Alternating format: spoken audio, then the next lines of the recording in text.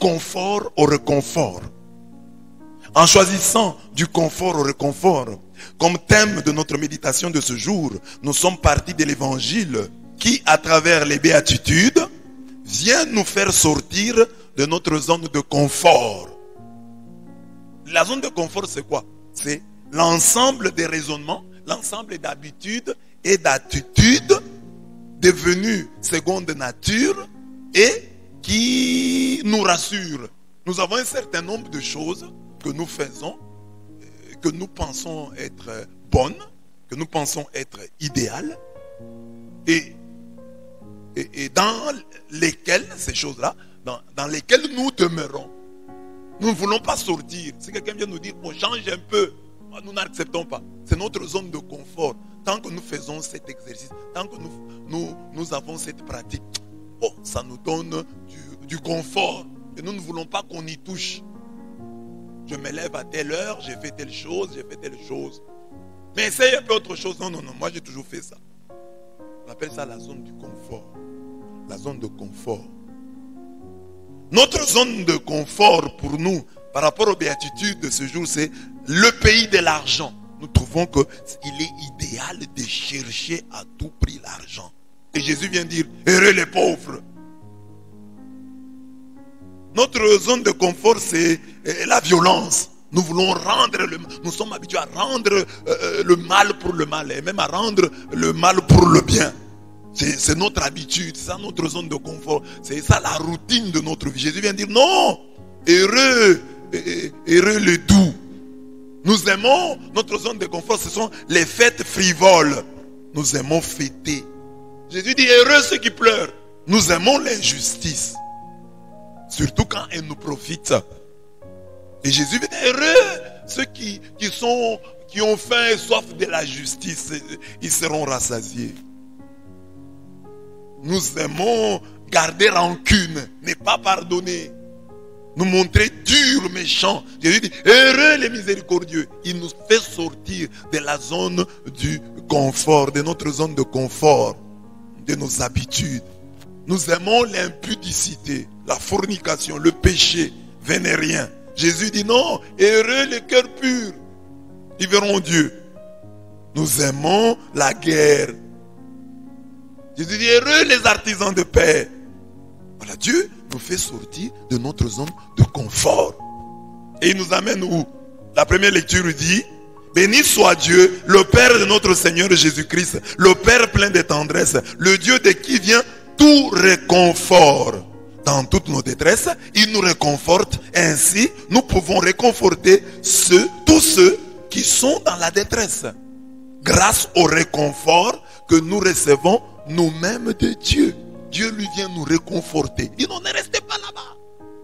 Vous êtes content d'être avec. Debout, levez-vous.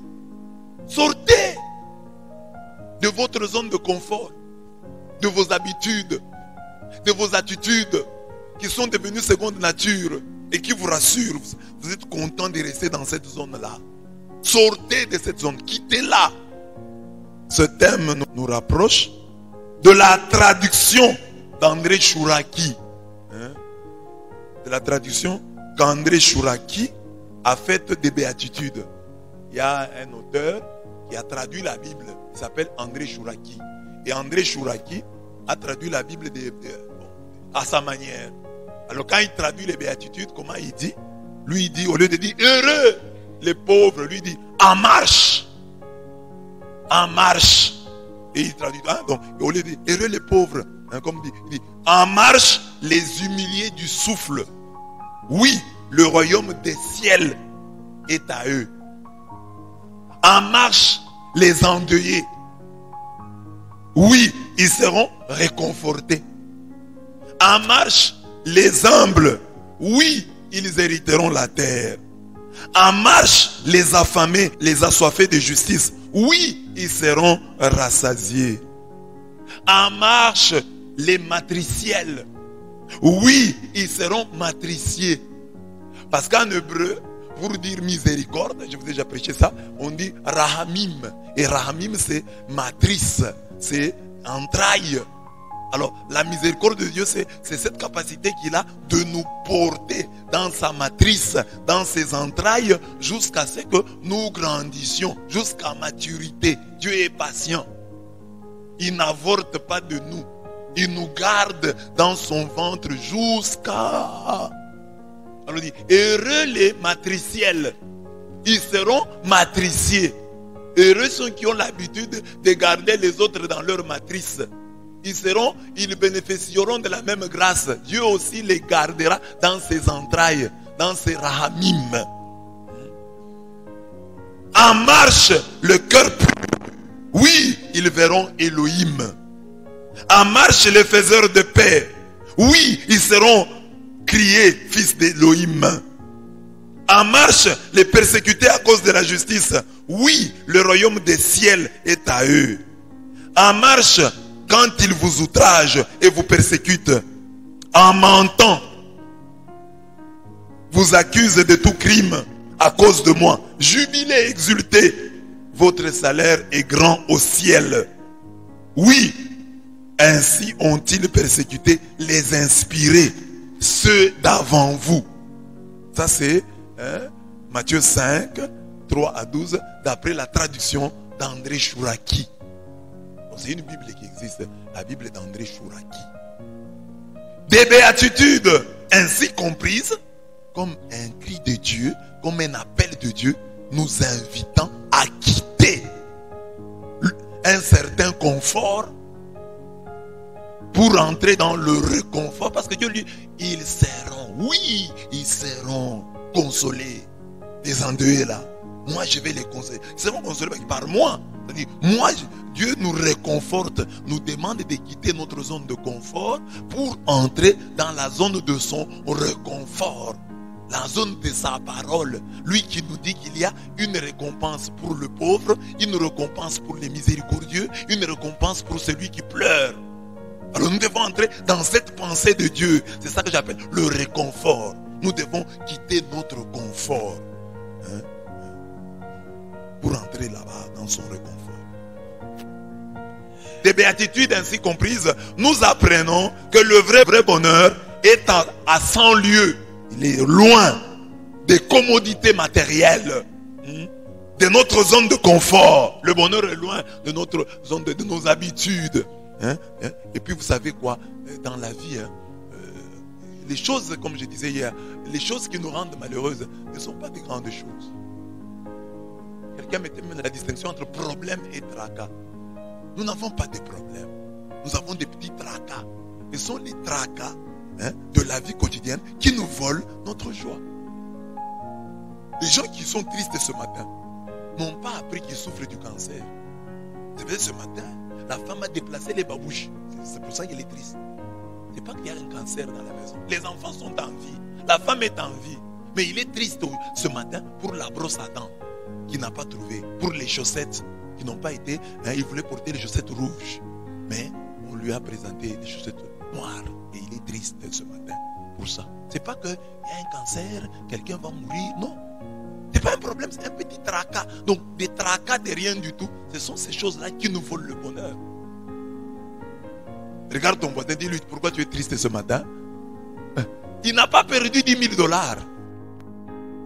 Mais il est triste parce que quelqu'un là lui a dit quoi ce matin. Un petit rien, donc c'est pour ça qu'il est triste. Il ne m'a pas salué ce matin. Ils ont mangé hier, ils n'ont pas dit merci. Et c'est pour ça que tu es triste. Donc le bonheur est logé dans le réconfort divin qui est divine tendresse dans l'humaine détresse. Donc le bonheur, c'est un réconfort. Le bonheur est dans le réconfort. Et le réconfort, c'est quoi? C'est la divine tendresse dans l'humaine détresse. C'est-à-dire, vous trouvez des gens heureux, mais ils n'ont pas les commodités matérielles. Ils n'ont pas le confort dans lequel nous semblons situer le bonheur. Ils ne l'ont pas, mais ils sont heureux. D'où vient leur bonheur? Du réconfort divin, du réconfort de Dieu. C'est pourquoi Dieu dit, non, dans toutes nos détresses, lui, le Père est plein de tendresse, nous réconforte. Ainsi, nous pouvons aussi réconforter. Il nous réconforte, il nous donne la force. La force vient de Dieu. Le bonheur vient de Dieu. Dieu est la source du vrai bonheur. Le bonheur ne viendra pas de l'argent. Sinon on le vendrait au marché. On ne vend pas le bonheur au marché. Il n'y a pas un endroit où on vend le bonheur. Et pour illustrer notre propos, nous avons choisi de méditer sur des personnages de la Bible qui sont passés du confort humain au réconfort divin. Nous voyons des gens qui ont fait ces déplacements. Ils ont quitté le pays du confort. Ils sont allés dans le pays du réconfort. Alors j'ai pris quelques personnages de la Bible qui vont nous aider à méditer. Amen. Amen. Nous nous mettons debout parce que nous allons prier simplement. Le premier personnage que je vous donne et avec lequel je voudrais que nous puissions prier ce matin, c'est Moïse. L'homme à la main tendue. Dieu lui parle. Il voit Dieu face à face. La Bible dit, il voyait le visage de Dieu. Il parlait à Dieu. Dieu lui parlait comme quelqu'un parle à son ami. Mais cet homme, dans la main, la béatitude dit, heureux ceux qui ont une âme de pauvre. Moïse n'a pas dit, oh, le réconfort c'est dans ma suffisance, je connais, je parle à Dieu. Non, non. Il avait la main tendue. Il était conscient de ses besoins spirituels. Ainsi, il dit à Hobab, montre-nous le chemin. Ne nous abandonne pas. Il dit à son beau-frère, Hobab, c'est toi qui connais les routes du désert. Mais lui avait la colonne de feu. Lui, Dieu lui parlait. Il va dire non, Hobab, va de côté, je vais parler à Dieu. Mais non. En nombre 10, 29 à 33, on dit que Moïse supplie Hobab. Il dit, nous ne nous abandonne pas, car tu connais les lieux où nous devons camper dans le désert. Et ainsi tu seras nos yeux. Si tu viens avec nous, ce bonheur que Yahweh nous donnera, nous te le donnerons.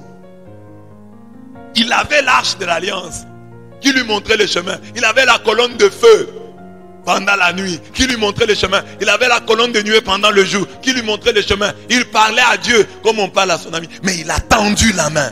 C'est ça la béatitude. Heureux ceux qui ont un cœur de pauvre. Ceux qui sont conscients de leurs besoins spirituels. Ceux qui sont conscients de leurs besoins. Ceux qui sont conscients qu'ils ont besoin de l'autre. Ceux-là, on dit, le royaume des cieux est à eux. C'est-à-dire, ils iront au ciel. Dieu règne déjà dans leur cœur et le ciel leur appartient.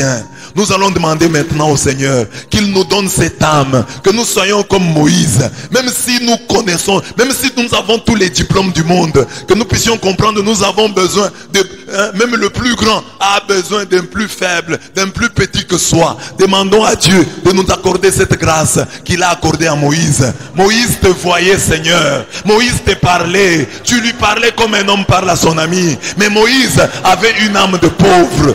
Une âme de pauvre, parce qu'il savait tendre la main à l'autre. Et il savait tendre la main à l'autre. Oui, parce que d'abord il avait appris à tendre la main au tout autre. Accorde-nous une âme de pauvre, que nous soyons conscients de nos besoins spirituels, que nous sachions tendre la main, tendre la main à toi, le Dieu puissant, mais tendre la main aussi à l'autre, à nos frères, à nos sœurs. Nous ne connaissons pas tout. Fais-nous sortir de cette zone de confort qui nous trompe, qui nous dit que nous connaissons tout, qui nous dit que nous n'avons besoin de personne. Nous avons besoin de toi, ô Dieu, et nous avons besoin de nos frères. Nous avons besoin d'un Hobab qui connaît plus que nous, qui peut nous montrer, malgré la colonne de feu, malgré la colonne de nuée, malgré l'arche de l'alliance, malgré le fait que nous te parlons, nous avons besoin d'un Hobab qui nous montre les routes du désert, qui nous guide au désert. Amen. Celui qui n'est pas humble et réceptif est encore dans la zone de confort, du confort humain. Il est malheureux, car il regrettera ses mauvais choix. Moïse vivait au pays de la pauvreté du cœur et il ne le regretta jamais. La deuxième personne, ou le deuxième personnage qui nous aide à comprendre les béatitudes, c'est Anne. Quelle béatitude? Heureux les affligés, ceux qui pleurent, car ils seront consolés. Quand Anne a été mortifiée, injuriée par sa rivale Pénina, Anne a pleuré. Pas devant une personne. Elle est allée pleurer devant Dieu. Et Dieu l'a consolée. Elle a eu l'enfant. Quand quelqu'un vous injurie, on ne dit pas que Anne rétorqua, s'attaqua à Pénina. Anne ne s'attaqua pas à Pénina. Anne alla à Silo pleurer auprès du Shiloh, auprès de Dieu. Elle alla pleurer et elle fut consolée. Au lieu de te plaindre, d'attaquer ceux qui t'injurient, parce que tu n'as pas d'enfant, parce que tu n'as pas ceci, tu n'as pas cela, tu cherches à te venger. Va auprès de Dieu, pleure auprès de Dieu et Dieu te consolera. Que Dieu nous donne l'âme d'Anne, pour que dans toutes nos détresses, nous puissions aller vers celui qui apporte la vraie consolation et qui est Dieu. Ne rends pas le mal pour le mal. N'injurie pas celui qui t'injurie. Pleure devant Dieu. Pleure devant Dieu. Non pas des rancœurs, non pas des rancunes, mais pleure. Parce que dis à Dieu, Seigneur, de toi j'attends mon secours. Que mes ennemis ne triomphent pas. Que mes ennemis ne se moquent pas de moi. Trop c'est trop. Parle à Dieu et il te consolera. Heureux les affligés, heureux ceux qui pleurent, ils seront consolés. Dieu essuiera toutes larmes de leurs yeux. Ne va pas injurier celui qui t'injurie. Ne va pas te moquer de celui qui se moque de toi. Va parler à Dieu. Il t'écoute et il te répondra. Lui qui a dit au jour de la détresse, invoque-moi, je te répondrai et tu me glorifieras. Il y a un Dieu qui sait que tu souffres, qui sait qu'on t'injurie. Va prier et Dieu va te consoler. Et Dieu te console déjà dans la parole. Parce que Anne est allée au temple. Elle a quitté sa zone de confort. Elle est allée au temple. Et là, elle a reçu le réconfort de Dieu. Le prêtre Élie lui a dit, va et que le Seigneur t'accorde ce que tu lui as demandé. Que le Seigneur essuie les larmes de tes yeux.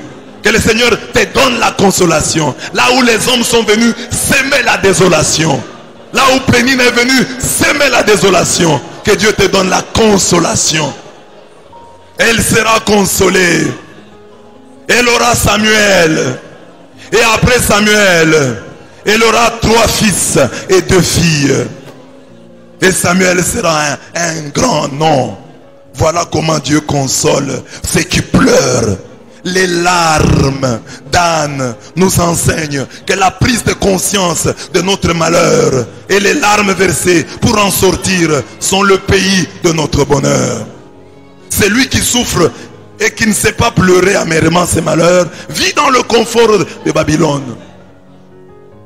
Anne pouvait rester comme ça, dire oh, parce qu'il y a le revers de la médaille. Donc quelqu'un peut dire moi je souffre mais je ne pleure pas. Non, quand tu souffres il faut pleurer. Quand tu souffres, il faut crier. Il ne faut pas rester dans cette zone de confort. Tu es habitué au malheur. Tu es habitué à la souffrance. Il faut crier pour que Dieu te sorte de cette situation. Et Anne a pleuré. Elle a prié. Et Dieu l'a sorti de cette situation. Dieu l'a consolé. Tu as un problème. Prends conscience. Heureux ceux qui prennent conscience de leurs problèmes, de leur malheur. Et qui pleurent devant le Seigneur. Le Seigneur leur donne sa consolation. 3e personnage, Abraham. Le doux propriétaire terrien. Heureux les doux, car ils posséderont la terre. Mais Abraham est là. C'est lui l'oncle de Lot. Lot est son neveu. Mais il y a des conflits parcellaires. Ils se disputent la terre. Abraham dit non. On ne va pas continuer à vivre ainsi. Trouvons une solution. Voilà la terre où nous habitons. Choisis. Si tu vas à droite, j'irai à gauche. Si tu vas à gauche, j'irai à droite. Parce que je sais que partout où j'irai, si j'y vais avec Dieu, je réussirai. Je triompherai. Abraham était un homme doux. Il n'a pas voulu créer de conflits parcellaires. Il a dit non, non. Et Jésus dit, les doux, les non violents, posséderont la terre. Posséderont la terre. Parfois nous, quand il y a un conflit, nous voulons aller jusqu'au bout. Mais Abraham dit non. Le terrain est là. Si tu prends la droite, j'irai à gauche. Si tu prends la gauche, j'irai à droite. Et l'autre choisit pour lui toute la plaine du Jourdain et il émigra à l'Orient. Et c'est là que Sodome et Gomorre, seront brûlés. Il a choisi. Mais Abraham, là où il était en paix. Amen. Que Dieu nous donne une âme non conflictuelle. Que Dieu nous rende doux. Que Dieu nous donne de fuir les conflits, de les éviter. Que Dieu nous donne d'être des hommes pacifiques qui se perdent dans les conflits parcellaires, fonciers, cadastraux. Sera toujours malheureux. Mais le doux qui renonce à la violence a déjà quitté sa zone de confort. Il vit et vivra le vrai bonheur. Dans le pays des conflits parcellaires, on n'a ni le temps ni le cœur à chanter les merveilles du Seigneur. Il y a peut-être dans la famille là un conflit parcellaire. Quitte cette histoire. Oh, la parcelle de mon papa. Oh, la parcelle de l'héritage de notre famille. Et toi tu es là. Tu veux construire ta maison dans la parcelle des parents. Tu auras des problèmes, il y aura des conflits. Maintenant peut-être qu'il n'y en a pas, parce que les frères là, chacun a ses moyens. Mais quand ils deviendront pauvres, ils voudront vendre la parcelle familiale et tu auras des problèmes. Quitte ces histoires-là, aux parcelles de mon père. Oublie ça. Demande à Dieu de te donner ta terre. Oh, l'argent, moi je dois aller prendre l'argent dans la parcelle de papa. Il y a des locataires, j'ai ma maison là-bas. Oh, ma maison. Des conflits de cet ordre-là. Les doux, les non-violents posséderont la terre. Demandons à Dieu de nous éloigner de ces conflits-là parcellaires. Aujourd'hui et demain. Parce qu'aujourd'hui, papa est encore en vie. Mais quand il va mourir, il y aura des conflits parcellaires. Oh, notre parcelle 2. Oh, notre parcelle 2. C'est ma parcelle. Oh, tel a vendu la parcelle. Oh, tel a pris la parcelle. Oublie ces histoires-là. Ce sont les combats des perdants. Les combats des losers. C'est eux qui cherchent. Oh, l'argent du loyer dans la parcelle de mon père.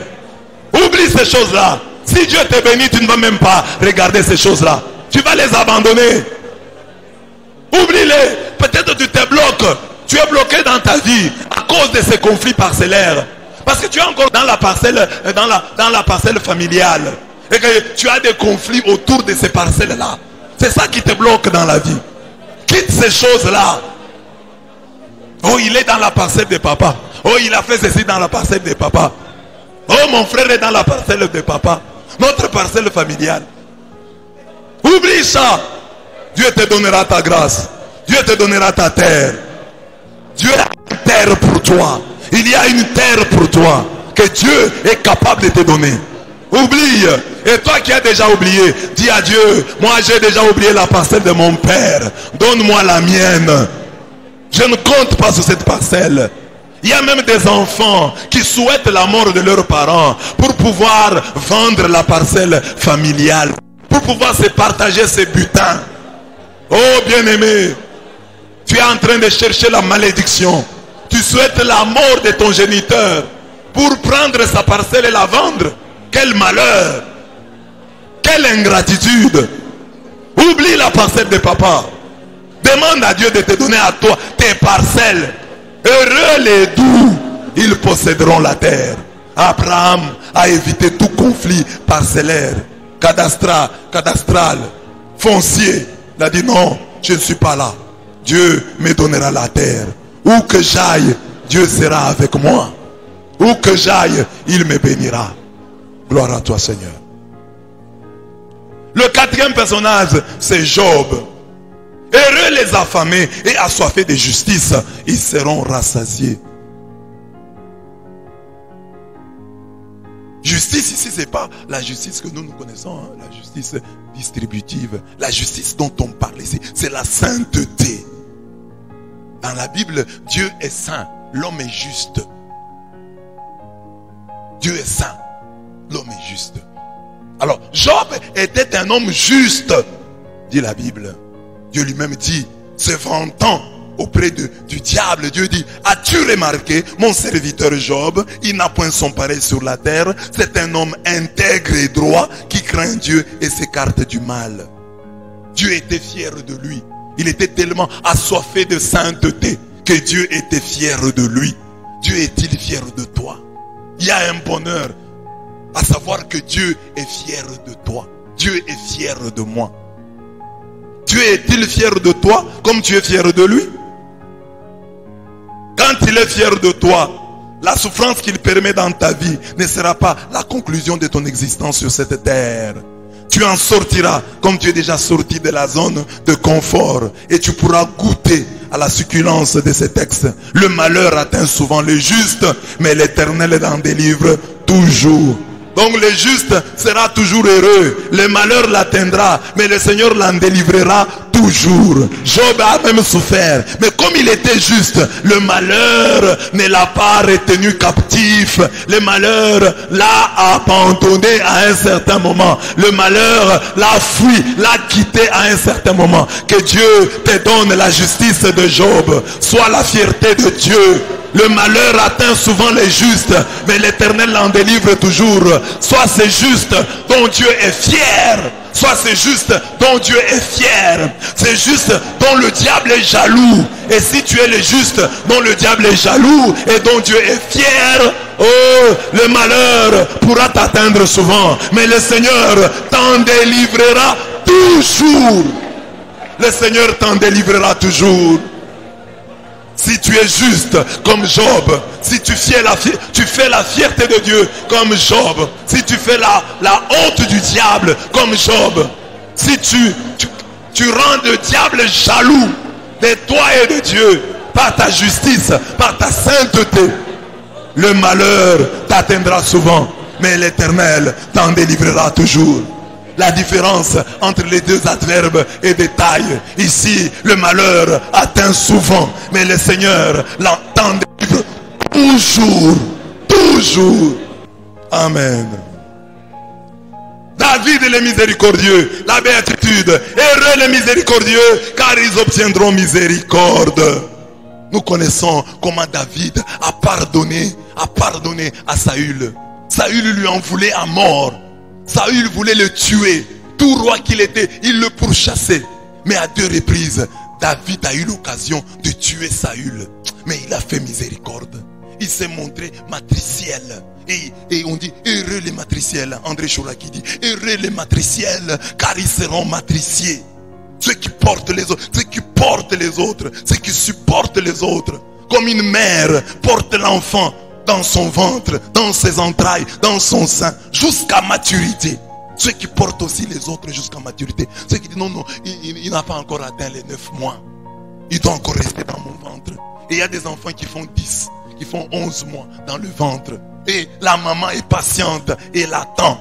Heureux ceux qui sont matriciels, ils seront matriciés. Heureux les miséricordieux, ils obtiendront miséricorde. David a pardonné. David a pardonné. Et la Bible dit, la miséricorde se moque du jugement. La miséricorde se rit du jugement. Et regardez dans cette histoire de David et Saül. Saül va bénir David, dit, tu entreprendras et tu réussiras. Tu seras certainement roi. Donc les miséricordieux obtiendront miséricorde. Les miséricordieux seront pardonnés dans cette vie et dans l'autre. Ils iront de l'avant. Les rancuniers se bloquent eux-mêmes. Mais les miséricordieux s'ouvrent des chemins devant eux. Ils iront de l'avant. Quitte cette zone du confort. Dans la zone de confort dans laquelle tu es. Oh, ta rancune là, t'arrange. Comme il t'a fait du mal, tu gardes rancune. Tu ne veux pas pardonner. Tu te bloques. Pardonne, quel que soit le mal qui t'a été fait. Et je suis sûr que le mal qui t'a été fait n'est pas aussi grave que celui que Saül voulait faire à David. Saül voulait la mort de David. Peut-être que l'homme, ton frère, ta soeur, avec qui tu as des conflits, ne cherche pas ta mort. Il veut seulement que tu changes. C'est une petite jalousie. Il peut oublier ça. Si toi aussi tu te montres humble, il y a résoudre ces petits problèmes. Mais tu en fais tout un tas. Tu en fais tout un problème. Sois miséricordieux. Heureux les miséricordieux, ils obtiendront miséricorde. Pardonne et oublie le mal qui t'a été fait. Tu veux aller de l'avant, sois pardonneur. Les pardonneurs vont de l'avant. Saül a prophétisé. Il a dit, mais comme tu me pardonnes comme ça, je prophétise que tu seras roi dans ce pays. Je prophétise que tu entreprendras et que tu réussiras. Sois pardonneur et tu entreprendras et tu réussiras. Voilà le Dieu de David, les miséricordieux. Heureux les miséricordieux, car ils obtiendront miséricorde. Sixième béatitude. Heureux le cœur pur, car ils verront Dieu. Car ils verront Dieu. Dans cette vie déjà et dans l'autre, ils verront Dieu. Les cœurs purs. Le cœur pur. Ceux qui fuient l'impudicité. Ceux qui fuient le péché sexuel. Ceux-là, on dit, ils verront Dieu. Dans cette vie comme dans l'autre. Joseph, c'est l'exemple que je vous donne. Joseph, le chaste, contre la femme de Potiphar. Joseph, il avait des visions. Dieu lui avait donné des songes. Il avait une destinée glorieuse devant lui. Mais voilà qu'un jour, une femme, la femme de son patron, tombe amoureuse de lui et veut qu'il devienne pour quelques heures, pour quelques minutes, sa femme, entre guillemets. Mais Joseph refuse. Il dit, comment pourrais-je accomplir un aussi grand mal et pécher contre Dieu? Il dit, non, la femme d'autrui, je ne peux pas toucher. La femme lui a pourtant dit, couche avec moi. Mais il refusa et dit à la femme de son maître, comment pourrais-je accomplir un aussi grand mal et pécher contre Dieu? Voilà un cœur pur. Joseph, l'homme au cœur pur, résista à cet harcèlement sexuel. Jusqu'au jour où cette femme va raconter cette histoire. Oh, il a voulu me violer. On l'a jeté en prison à cause de sa justice, à cause de sa chasteté. Il y a des chrétiens qui sont dans des prisons à cause de leur impudicité, à cause de leur impureté, à cause de leur adultère, à cause de leur péché sexuel. Mais Joseph était en prison parce qu'il a voulu se garder pur. Il a voulu garder son cœur pur. Il s'est retrouvé en prison. Et il pouvait dire à Dieu, Seigneur, je suis en prison. Parce que j'ai tenu. Parce que j'ai refusé de prendre la femme d'autrui. Parce que je me suis gardé. Voyant le rêve, voyant ce que tu prépares pour moi, je me suis dit, je me garde. Je ne peux pas tomber dans cette infamie, dans ce péché. Je me garde. Et nous savons ce qui lui est arrivé en prison. Le malheur atteint souvent les justes, mais le Seigneur l'en délivre toujours. Heureux le cœur pur, ils verront Dieu dans cette vie et dans l'autre. Ils verront Dieu ici, ils verront la main de Dieu dans ce qu'ils font. Ils verront la main de Dieu, ils prospéreront. Ils auront une destinée glorieuse comme Joseph. Sois discipliné. Ne te laisse pas tromper par les quelques minutes de plaisir vénérien, les quelques minutes de plaisir sexuel. Tu y perds beaucoup. Dans l'infidélité, tu perds beaucoup. Dans l'adultère, dans la fornication, tu perds beaucoup. Heureux le cœur pur, ils verront Dieu. Ils verront Dieu. Tu veux voir Dieu dans cette vie et dans l'autre, garde ton cœur pur. Discipline ton corps. Ne laisse pas le sexe te monter à la tête. Discipline-toi. Discipline-toi. Fuis ton pansexualisme. Sexe partout. Sexe avec tout le monde. Sexe n'importe où, n'importe comment. Fuis cette vie-là de luxure. Elle ne te rendra pas heureux. Elle ne te rendra pas heureuse. Il n'y a pas de bonheur dans cette permissivité morale. La permissivité morale ne te rendra pas heureux, ne te rendra pas heureuse. Ne deviens pas l'objet sexuel de quelqu'un, des uns et des autres. Il n'y a pas de bonheur pour l'indiscipliné sexuel. Il n'a que des petits moments de plaisir passagers. Et après il regrette ce qu'il a fait. Il regrette la vie qu'il a menée. Heureux le cœur pur, ils verront Dieu. Joseph a vu Dieu dans sa vie. Lui qui voyait des songes, lui qui voyait l'élévation dans les songes, il a vécu cette élévation. Heureux le cœur pur, ici, et ils verront la face de Dieu là-bas. Septième béatitude. Heureux les artisans de paix, ils seront appelés fils de Dieu. Là nous prenons Joseph, le mari de Marie. C'est un artisan de paix. Il trouve Marie enceinte. Mais la Bible dit, c'était un homme juste. Et il ne voulait pas la dénoncer publiquement. Il résolut de la répudier sans bruit. Sans bruit. Matthieu 1, 18 à 19. Joseph tisse par sa discrétion la paix. Il y a des paix troublées par nos indiscrétions. Si tu t'étais tu, si tu avais été un océan, si tu avais fait de ton cœur un océan de secrets, il y aurait une plus grande paix. Mais cette guerre est venue de ton indiscrétion, parce que tu n'as pas su garder. Parce que tu n'as pas su garder. Tu as voulu parler.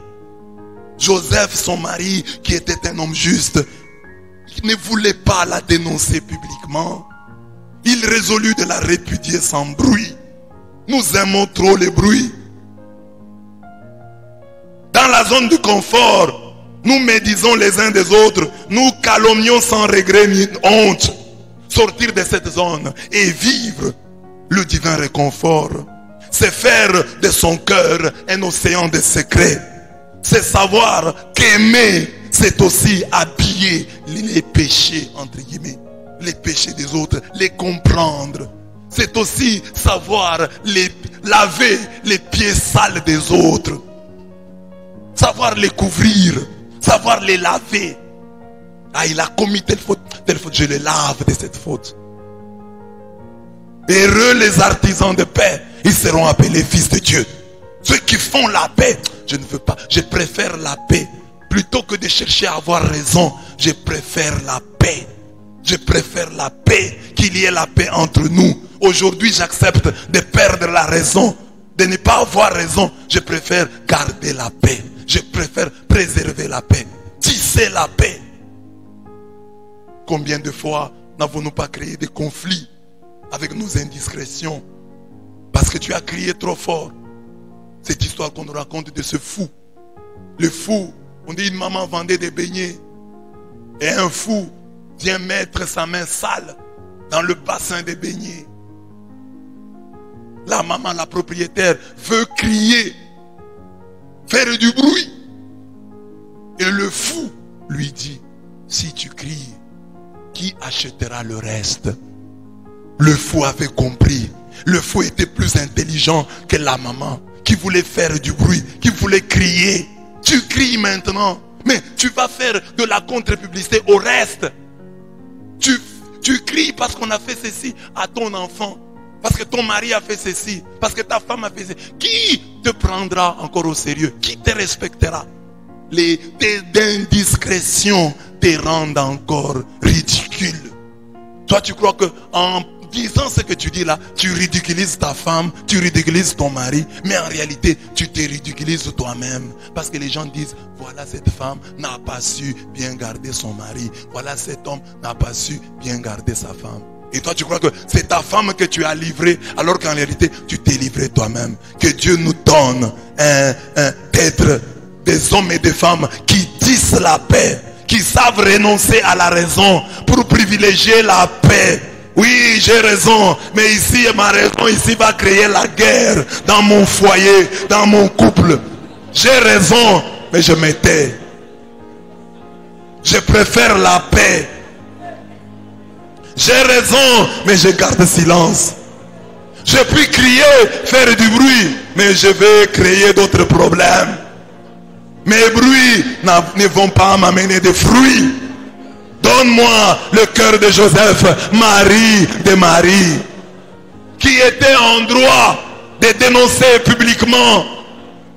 Il avait le droit de dénoncer publiquement Marie, mais il ne l'a pas fait. Il a dit non, je vais me séparer d'elle. Mini, sans bruit.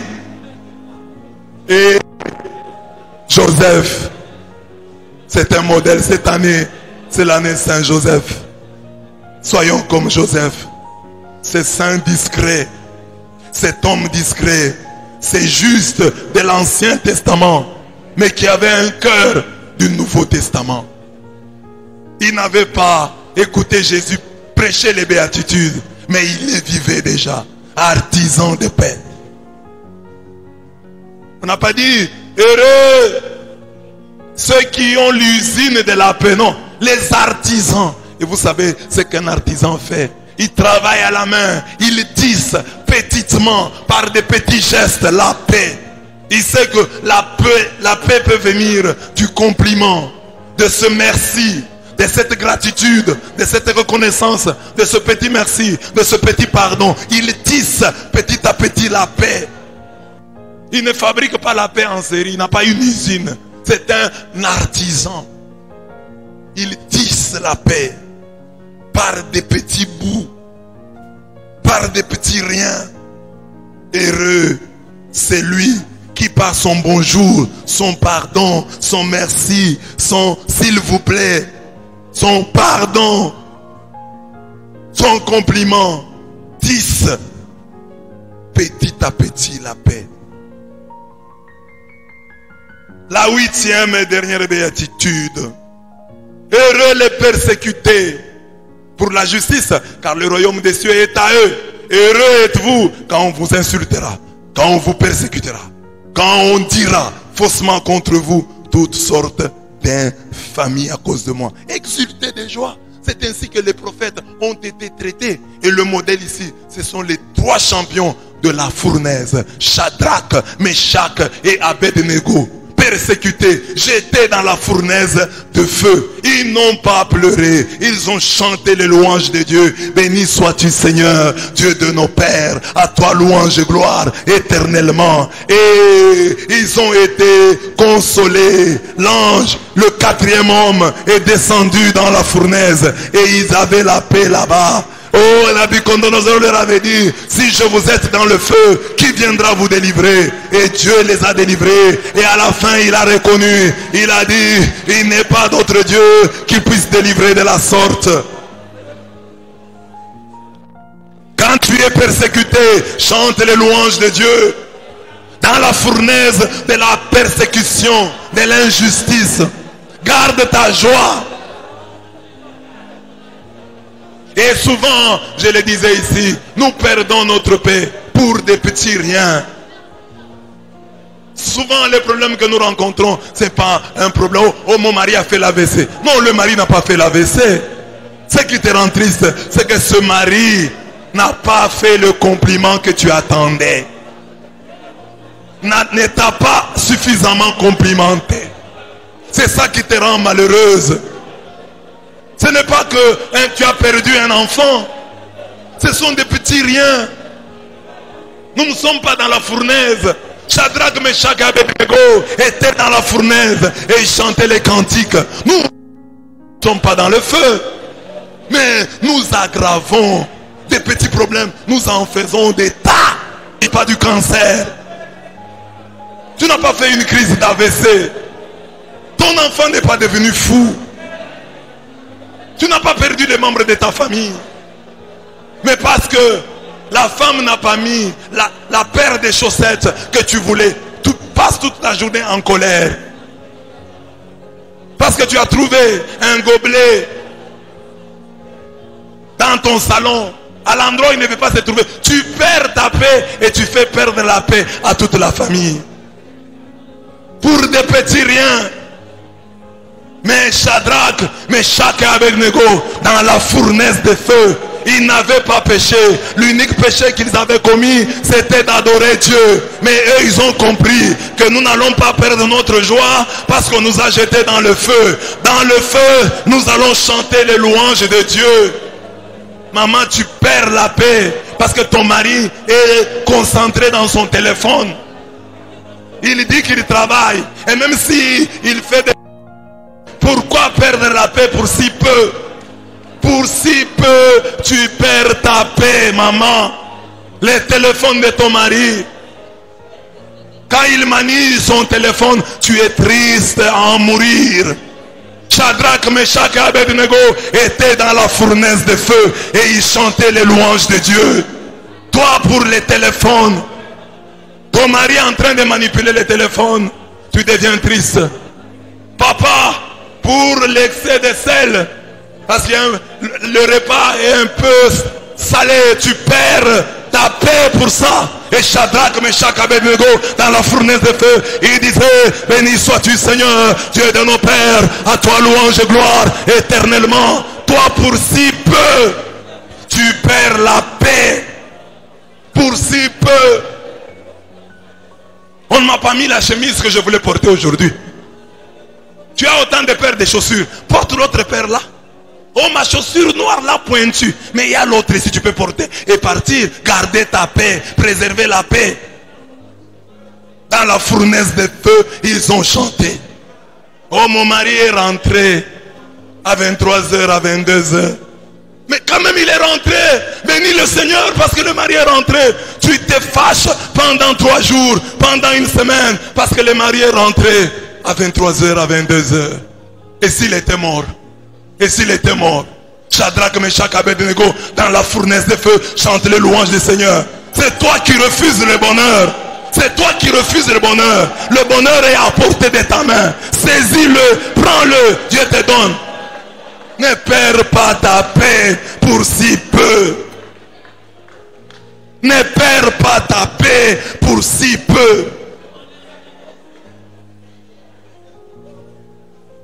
Ne cherche pas à avoir 100%.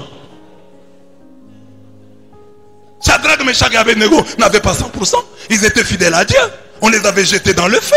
Mais dans le feu, ils ont loué Dieu. Ils ont dit non, même si le feu ici est là, mais nous avons perdu peut-être 10%. Nous avons peut-être perdu 20%. Mais le bonheur est là. Chantons. Dieu est là.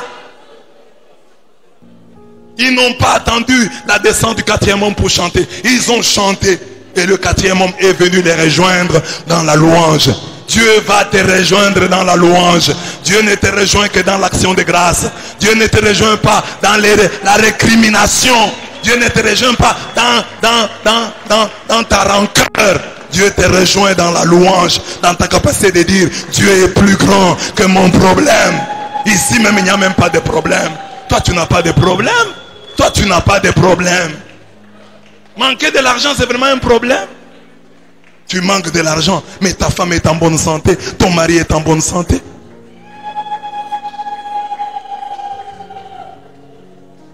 À l'école, tu n'as pas eu 100%. Mais tu voudrais dans le mariage avoir 100%. Tu voudrais sur le plan professionnel avoir 100%. Contente-toi des 60% que tu as. Des 70%, c'est déjà une distinction. Que chaque mari cote sa femme, que chaque femme cote son mari. Tu trouveras que ton mari n'a pas 40%. Il n'a pas 30%. Si tu le cotes mal, il aura 50%.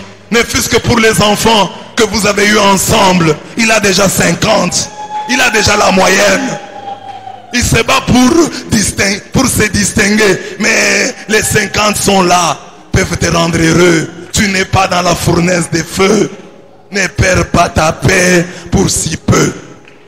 Que cette méditation et cette prière sur les béatitudes nous aident à sortir de notre zone de confort pour nous nourrir du réconfort divin. Amen.